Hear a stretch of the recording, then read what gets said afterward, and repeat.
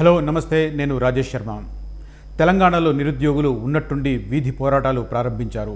ఆందోళనతో సర్వత్రా హోరెత్తిస్తున్నారు. ఉద్యమాల కిల్లా ఉస్మానియా కూడా ఆందోళనతో రగులుకుంటున్న పరిస్థితి. తాజాగా ఈ ఆందోళనకు విద్యావేత్తలు, మేధావులు కూడా మద్దతు ప్రకటించిన పరిస్థితి. అసలు ఎందుకు యువతలోనూ విద్యార్థుల్లోనూ ఈ అన్రెస్ట్? ఒకసారి తెలుసుకునే ప్రయత్నం చేద్దాం. ప్రస్తుతం నాతో పాటు ప్రొఫెసర్ గాలి వినోద్ కుమార్ ఉన్నారు. డీటెయిల్డ్గా డిస్కస్ చేసే ప్రయత్నం చేద్దాం. నమస్తే అండి. నమస్తే సార్, ఎందుకు ఉన్నట్టుండి నిరుద్యోగుల్లో ఈ ఆందోళన వ్యక్తమవుతుంది?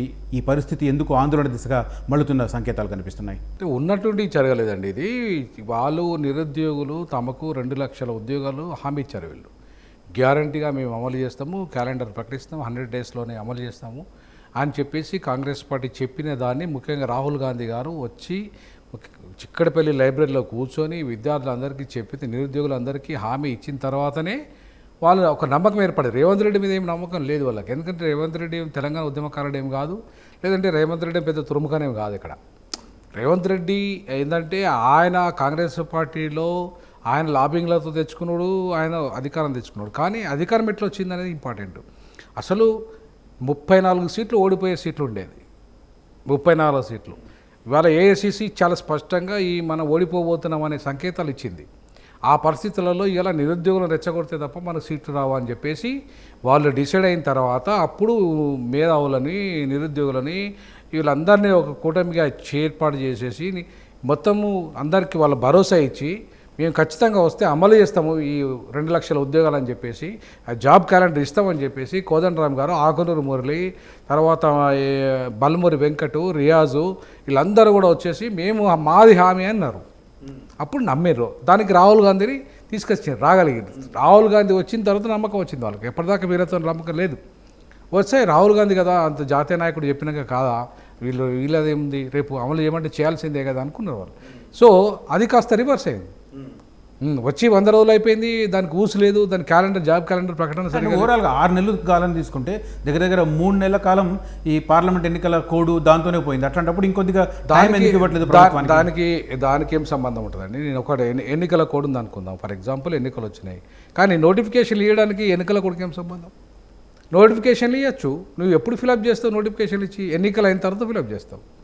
నీకు ఫిలప్ ఇవ్వడం మాత్రము ఎన్నికల తర్వాత, కానీ నోటిఫికేషన్లు ఇవ్వడానికి వాళ్ళు అడుగుతున్నది. ఆ నోటిఫికేషన్ ఇచ్చిన నోటిఫికేషన్లో గ్యాప్ ఇవ్వమన్నారు. అంతకుముందు ఇచ్చిన హామీ అక్టోబర్ 1 రోజు 2023 రోజు అదే నిరుద్యోగులు పెట్టిన సదస్సుకు రేవంత్ రెడ్డి గారు వచ్చారు. ఎక్కడ ప్రెస్ క్లబ్లో వచ్చినప్పుడు ఆయన వాళ్ళు అడిగింది ఒకటి 1:50 గ్రూప్ 1ను 100 చేయండి, గ్రూప్ 2, గ్రూప్ 3 పోస్టులు పెంచండి, ప్రతి ఎగ్జామ్కు గ్యాప్ ఇవ్వండి, మాకు కనీసం 1 నెల రోజులు గ్యాప్ ఇవ్వండి అని చెప్పి ప్రిపరేషన్ కోసము. ఎందుకంటే 13 సంవత్సరాల తర్వాత వచ్చింది నోటిఫికేషన్. సో ఈవెన్ టీఆర్ఎస్ ప్రభుత్వం కూడా గ్రూప్ 1 పోస్టులు నింపలేదు. గందరగోళం అయిపోయింది, గలీజ్ అయిపోయింది. కాబట్టి ఏమైంది, ఈ టీఆర్ఎస్ ప్రభుత్వం నింపలేదే, కాంగ్రెస్ ప్రభుత్వం ఎట్లా నింపుతుందనే ఉద్దేశంతో బలంగా ఇంటింటి తిరిగి నిరుద్యోగులందరూ వాళ్ళ పేరెంట్స్ని ఒప్పించి, మొత్తం ప్రజలను ఒప్పించి వాళ్ళకి అధికారం తీసుకొస్తే వాళ్ళకి వాళ్ళ అపాయింట్మెంట్ ఇయ్యరా? వీళ్ళు అపాయింట్మెంట్ ఇచ్చే పరిస్థితి లేదు.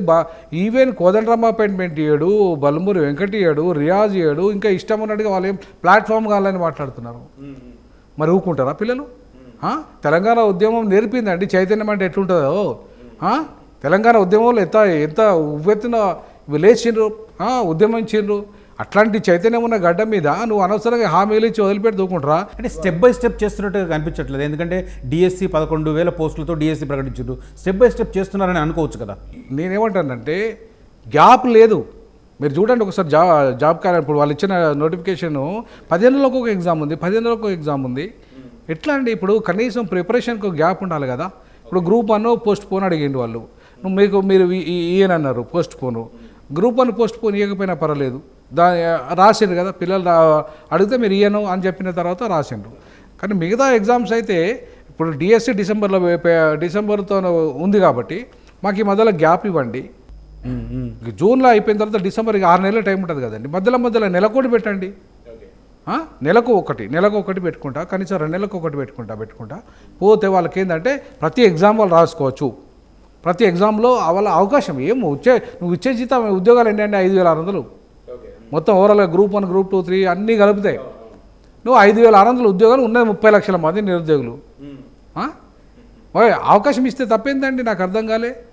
వాళ్ళకు ఇవాళ ఈ నిరుద్యోగులు ఇంతకాలం వాళ్ళు ఉన్నారు, మరి వాళ్ళ కోసం ఇవాళ మీరు ఒక్కొక్క 2000 అప్లికేషన్ ఫామ్ పెడతావా నువ్వు? ఫ్రీగా ఇస్తేందండి, నాకు అర్థం కాలే. వీళ్ళు మీకోసం మీకు అధికారం తీసుకొచ్చిన వాళ్ళు కదా వీళ్ళు. ఇవాళ మీకు 34 సీట్లు అధికారాన్ని తీసుకొచ్చింది వీళ్ళే. కాంగ్రెస్కు లిటరల్గా అధికారం తీసుకొచ్చింది నిరుద్యోగులు అండి. మరి వాళ్ళ కనీసం నువ్వు అప్లికేషన్కు ఒక 500 పెట్టపోయి నువ్వు 2000 రూపాయలు ఎట్లా పెడతావు? ఏ రకంగా పెడతావండి? ఎంత అయితే ఎక్స్పెండిచర్ దానికి ఎగ్జామ్ కండక్ట్ చేయడానికి? నువ్వు ఫ్రీ కండక్ట్ చేయి.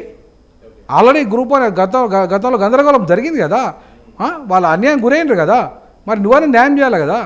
ఎట్లా పెడతారండి, నాకు అర్థం కాలేదు. మేము ఎగ్జామ్స్ కండక్ట్ చేస్తున్నాము, మా రవీంద్ర వచ్చినప్పుడు వేల ఫీజులు పెంచితే ఊకోలేం. నేనే డీన్ హోదాలో ఉండి ప్రశ్నించిన, నీ ఇష్టారాజ్యం అనుకుంటున్నా, నీ బాబు జాగిరా, ఇది ఏమైనా ప్రభుత్వ విశ్వవిద్యాలయమా ప్రైవేట్ విశ్వవిద్యాలయం పెంచడానికి అని చెప్పేసి నేను అడిగినండి ఒక డీన్ హోదాలో.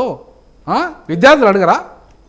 మరి ఇట్లాంటి సిచ్యువేషన్స్లో నిరుద్యోగుల పక్షాన నిలబడి మీకు అధికారం తీసుకొచ్చి పదులు, నువ్వు ఎమ్మెల్సీ ఎట్లా అయినావు ఇలా బలమూరి వెంకట్, ఏ బేస్ మీద అయినావు? ఇలా ప్రొఫెసర్ కోదండరామిరెడ్డికి ఎమ్మెల్సీ ఎట్లా నామినేటెడ్? అసలైన తొలి వెలుగు. ఫాలో వాట్సాప్ @తొలి వెలుగు official.